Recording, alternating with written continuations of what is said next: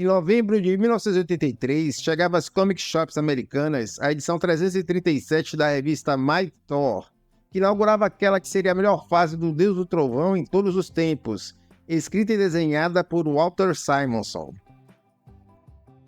Neste vídeo eu falarei um pouco sobre a carreira de Walter Simonson e como seu trabalho no título do Thor promoveu uma verdadeira revolução no personagem e seus conceitos, tornando esta fase extremamente marcante e elogiada por críticos e leitores até hoje. Antes eu faço aquele velho pedido solicitando que você deixe seu like para dar aquela motivada. E se você está aqui pela primeira vez, se inscreva. Se gostar do vídeo, compartilhe com seus amigos. Deixe também um comentário para ajudar o engajamento do vídeo. Se não quiser comentar, escreva pelo menos a palavra martelo aí embaixo. Já ajuda bastante. Muito obrigado.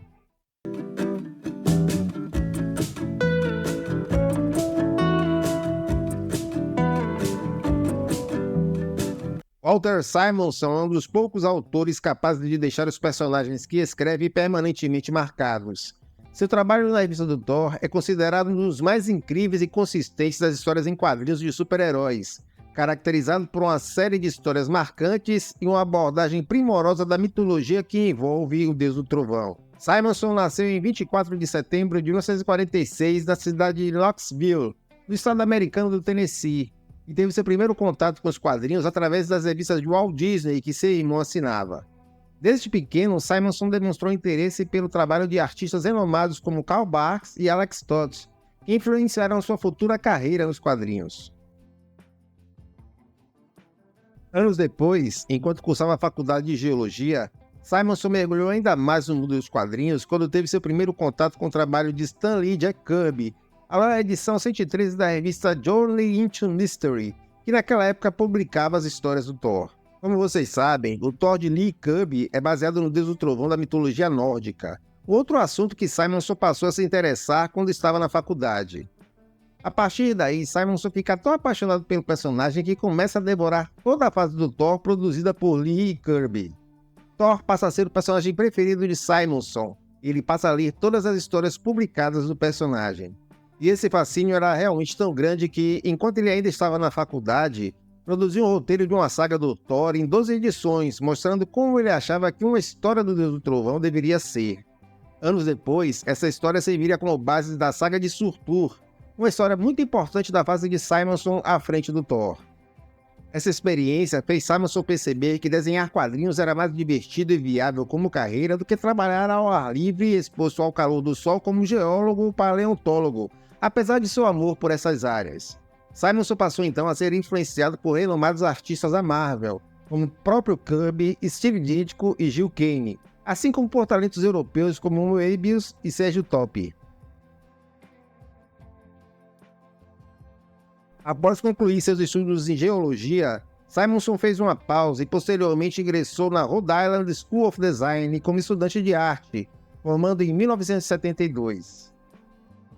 Em agosto daquele ano, Simonson embarcou para Nova York levando consigo alguns desenhos da revista Star Slammers, uma revista criada, escrita e desenhada por ele após ter ingressado na Associação de Ficção Científica de Washington, o clube de ficção científica mais antigo da capital dos Estados Unidos.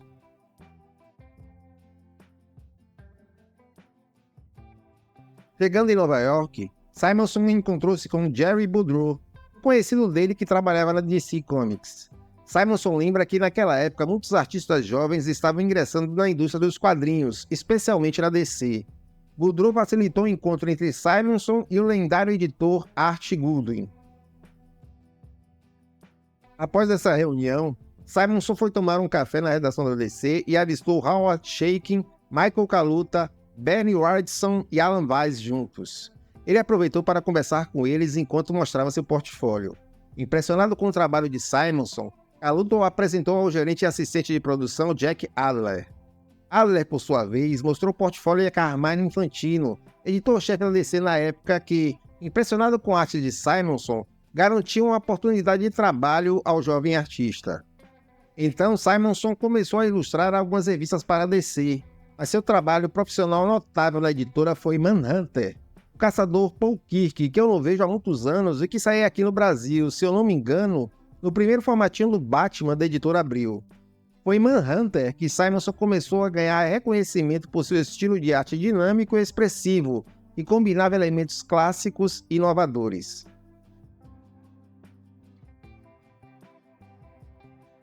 E foi assim até que, em meados dos anos 1970, Simonson deixa DC em busca de desafios diferentes e novas experiências artísticas que propusessem uma maior diversidade criativa, querendo explorar diferentes oportunidades e expandir seu repertório além do que a DC oferecia naquela época. A essa altura, Simonson já havia estabelecido uma excelente reputação na indústria de quadrinhos com a sua enorme habilidade em criar sequências de ação emocionantes e visualmente impressionantes. Seu talento artístico e seu estilo distintivo, que combinava habilidades técnicas sólidas com a narrativa visual dinâmica, consolidou seu nome na indústria e criou conexões que o levaram a Marvel em meados dos anos 1970. Lá ele começa a trabalhar em vários títulos como desenhista.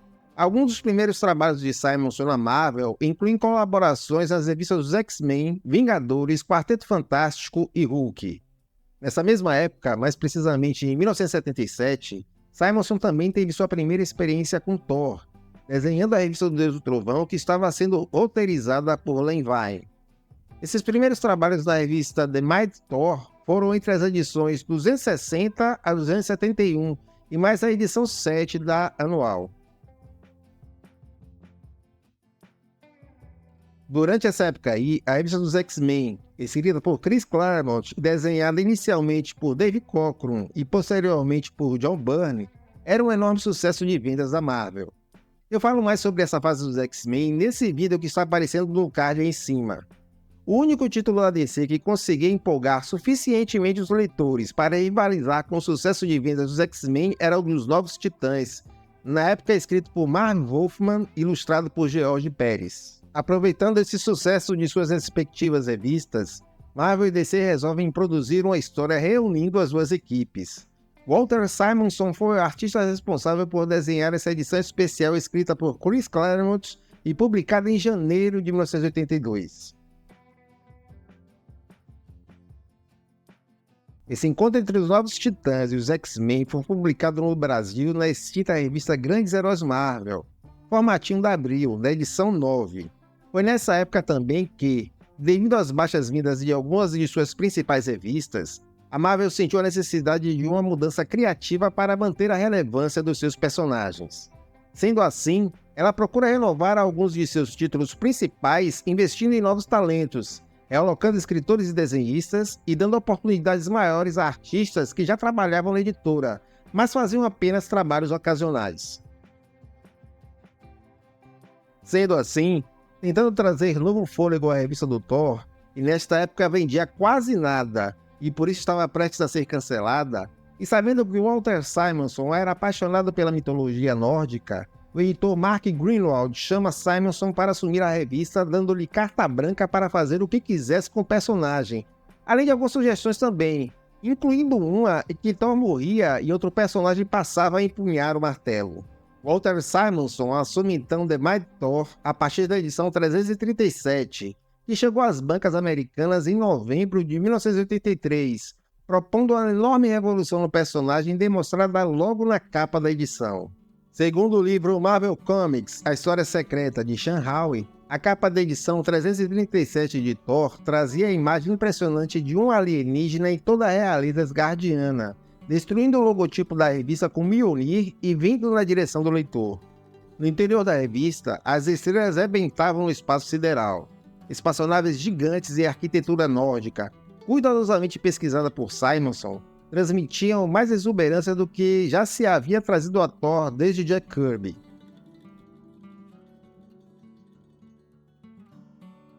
O alienígena na capa dessa edição é Bill Raio Beta, personagem de aparência peculiar cuja dignidade o fez conquistar o direito de empunhar o Mjolnir. O visual de Bill Raio Beta e a história desse novo personagem cativaram os leitores de imediato. A posse do Mjolnir proporcionou uma dinâmica única entre Bill e Thor, impulsionada pela tensão de quem ficaria com a posse definitiva do martelo. A partir desta edição de The Mighty Thor, os leitores acompanhariam um dos mais incríveis e consistentes trabalhos das histórias em quadrinhos de super-heróis, caracterizada por uma série de personagens marcantes e momentos fabulosos, dentro de uma abordagem primorosa da mitologia que envolve o Deus do Trovão. Mas antes de eu continuar, eu gostaria de avisar que a partir daqui, este vídeo está cheio de spoilers. Já avisei. Enquanto Bill Hybels era apresentado aos leitores, ao mesmo tempo que seu conflito com Thor pela posse definitiva de Mjolnir desenrolava-se nas primeiras páginas desta fase, o roteiro e a arte de Simonson mostravam de maneira singularmente magnífica o prenúncio de uma ameaça de proporções incomensuráveis dos confins do universo. E é nessas páginas que começamos a notar mais nitidamente o talento ímpar que Simonson tem no uso das onomatopeias. Simonson tira o leitor da trama principal e o conduz ao núcleo de uma galáxia distante para testemunhar a forja sinistra de uma espada gigantesca. Ao longo das edições seguintes, somos novamente levados de volta à imagem do gigante forjando essa espada. A forja dessa espada é marcada incessantemente pela palavra Doom, e aqui é usada de maneira ambígua. E a ambiguidade aqui se deve ao fato de que, além de estar sendo usada como onomatopeia para descrever o estrondoso som do impacto do martelo na espada durante o processo de sua forja, Doom é uma palavra da língua inglesa que significa ruína ou destino sombrio, e aqui está associada à iminente destruição dos 9 reinos pelo misterioso dono dessa espada.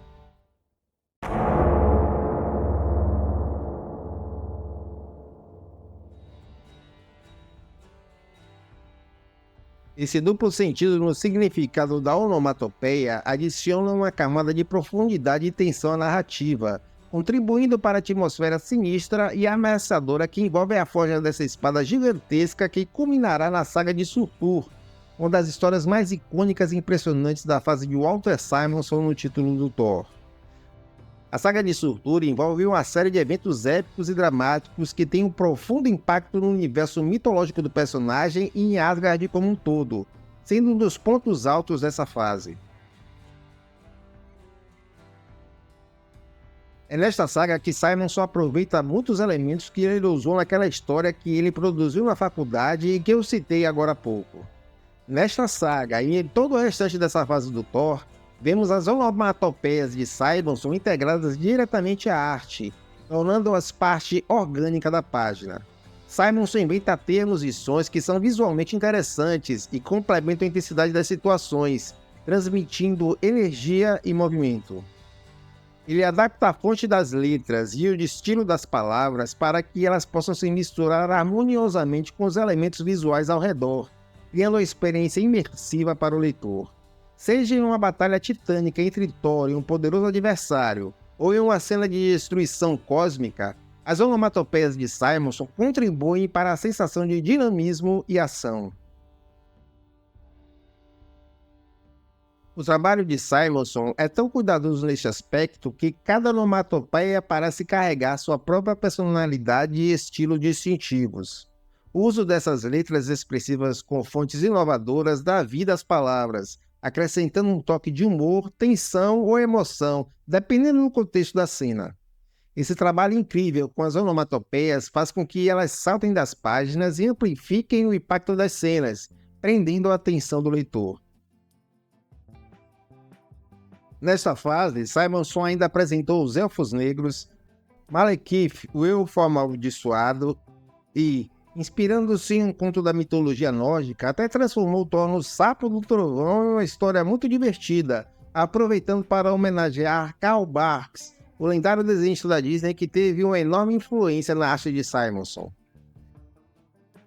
Mas para mim, o melhor momento de toda esta fase está no final. Hela, a governante do Reino dos Mortos e uma das principais inimigas de Asgard, lança uma maldição sobre Thor. Essa maldição é fonte de grande tormento para ele, pois torna os seus ossos tão frágeis quanto os de uma pessoa idosa, ao mesmo tempo que impede que ele morra.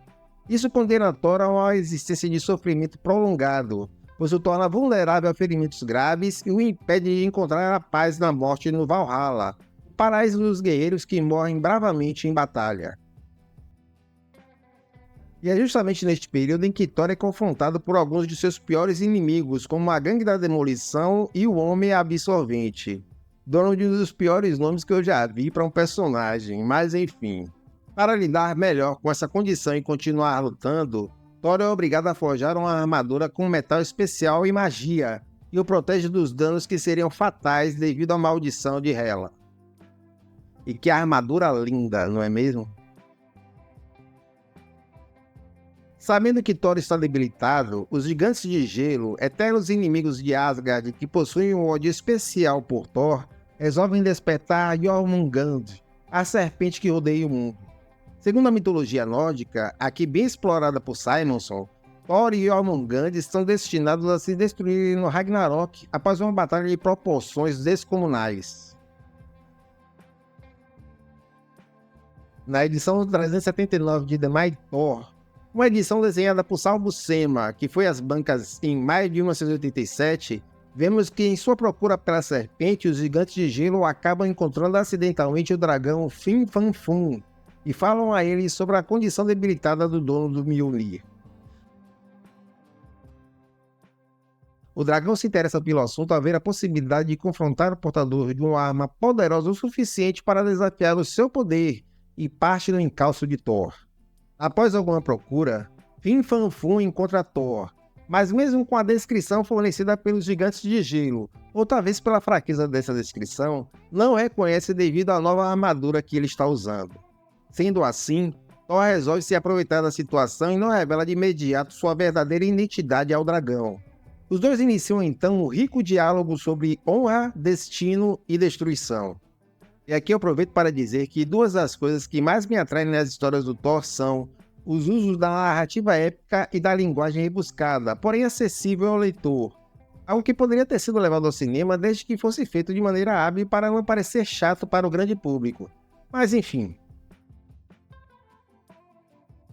Durante a conversa, Fin Fan Fum primeiro ameaça matar seu interlocutor e em seguida as pessoas que estão em volta observando o diálogo para logo depois destruir a cidade em que eles estão. Seu interlocutor responde que não permitiria que ele fizesse isso. Então, após longa negociação, Fin Fan Fum propõe que eles batalhem em um lugar isolado, livre dos olhares curiosos. E assim eles fazem. Enquanto partem em direção ao local escolhido para a batalha, os dois ainda discorrem sobre os reais valores de símbolos, crenças e ilusões. Chegando no local proposto, o dragão revela sua verdadeira identidade, e aí vemos que os gigantes de gelo tinham de fato encontrado, sem saber, Jormungand, a serpente que circunda o mundo. Ao ver o inimigo que estava destinado a destruí-lo no Ragnarok, Thor também revela sua verdadeira identidade à serpente e lembra a ela que as profecias sobre o Ragnarok também dizem que, antes de ser morto por ela, Thor está destinado a destruí-la.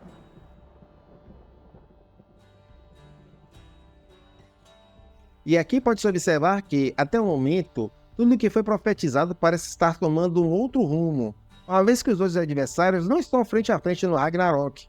Logo, toda a expectativa do confronto pode ser frustrada. Os oponentes podem ter cada um outro destino no final da batalha. Eu acredito que Simonson tenha entregado os desenhos dessa edição a Sal Buscema para manter-se completamente concentrado na produção do texto e dos desenhos da edição seguinte, pois na edição 380 de junho de 1987 vemos o que, na minha opinião, é um dos melhores momentos dos quadrinhos da Marvel. A batalha entre Thor e Jormungand é um dos pontos altos da narrativa de Simonson e mostra o poder e a determinação dos dois oponentes. Thor enfrenta Jormungand em uma batalha titânica e cataclísmica, cuja magnitude é enfatizada pela natureza colossal da serpente, uma criatura tão imensa que realmente é capaz de envolver um mundo com seu corpo. Essa é uma outra edição que, sem dúvida, mostra o enorme talento de Walter Simonson por ser cheia de pontos altos. Um deles é o diálogo travado entre Thor e Jormungand durante a batalha, uma discussão carregada de simbolismo e significado mitológico, sendo uma representação direta do conflito cósmico entre as forças do bem e do mal, com Thor personificando a bravura e a justiça, enquanto Jormungand representa o caos e a destruição. O diálogo entre os dois adversários aborda temas relacionados ao destino e ao propósito de suas existências. Jormungand, como uma figura ligada ao Ragnarok e ao ciclo de destruição, expressa sua visão sombria sobre o inevitável e o inescapável. Do outro lado, Thor enfatiza sua crença na capacidade de mudar o próprio destino e lutar contra as forças do caos, confrontando a serpente sobre a sua natureza destrutiva, citando temas profundos relacionados à coragem, honra, destino e heroísmo. A discussão entre Thor e a serpente adiciona uma profundidade emocional e intelectual à enorme intensidade física da luta, tornando-a ainda mais memorável. Como se não bastasse a oratória poderosa dos personagens durante a batalha, Simonson nos presenteia com quadros de páginas inteiras em toda esta edição. Esse recurso, aqui bem explorado por Simonson, nos mostra composições visuais espetaculares, permitindo a exploração de ângulos de câmera diferentes, usando perspectivas dramáticas e transmitindo a energia e emoção da batalha de maneira vívida.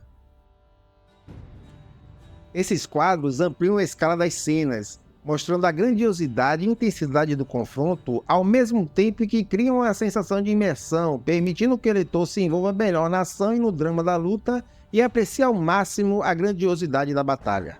Os detalhes visuais, como os movimentos dinâmicos dos personagens, os efeitos dos poderes divinos e os impactos dos golpes são destacados de forma impressionante, intensificando a narrativa e adicionando uma camada extra de emoção e espetáculo ao combate.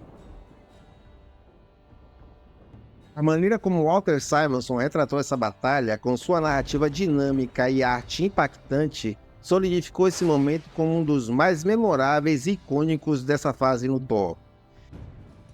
É um exemplo impressionante de como as histórias em quadrinhos podem capturar a grandiosidade e o drama das mitologias antigas de uma maneira moderna e emocionante. E os spoilers terminam por aqui. Se você quiser ler essa fase do Thor em português, ela foi publicada no Brasil primeiro pela Editora Abril, começando na edição 101 de Heróis da TV, publicada em novembro de 1987, e estendendo-se por diversas edições de Super Aventuras Marvel até ser concluída na edição 4 do Super Almanac Marvel, de novembro de 1991. Ela também foi publicada pela Salvar em uma coleção de 3 edições e pela Panini em uma coleção de 5 edições. Mas eu só estou falando isso a título de informação mesmo. De repente, se você for ato de sebo e preferir esses formatos, pode ir atrás deles, mas vai dar trabalho e pode sair caro. Hoje, no momento da produção deste vídeo, você encontra esta fase completa no formato Omnibus em sites como da Panini, Amazon, Mundos Infinitos e outros. Eu aproveito para dizer aqui que eu acho o formato Omnibus extremamente desconfortável para a leitura, mas é o que eu tenho. Walter Simonson concluiu seu excelente trabalho na revista do Thor na edição 382, de agosto de 1987. Logo depois ele seguiu com sua vida profissional, trabalhando em outros títulos da Marvel, como Quarteto Fantástico. Hoje ele continua produzindo, no ritmo menor, claro, ocasionalmente trabalhando para a Marvel, DC e outras editoras, estando presente em eventos de quadrinhos, convenções e atividades relacionadas à cultura pop, onde compartilha sua experiência e conhecimento com fãs e colegas do setor. Hoje eu lamento muito o fato de a Disney não ter dado aos fãs da Marvel e ao restante do público algo à altura do que diversos escritores e desenhistas proporcionaram aos leitores em décadas. O que sobra muito nos quadrinhos de super-heróis da Marvel e da DC é inspiração para roteiros de enorme qualidade que com certeza daria muito retorno. Mas em vez disso, a Disney prefere dar isso, infelizmente. Se você gostou do vídeo, compartilhe-o com seus amigos. E não se esqueça de deixar o like. Se não quiser comentar nada, escreva a palavra martelo aí nos comentários. Vai me ajudar bastante. Muito obrigado e até o próximo.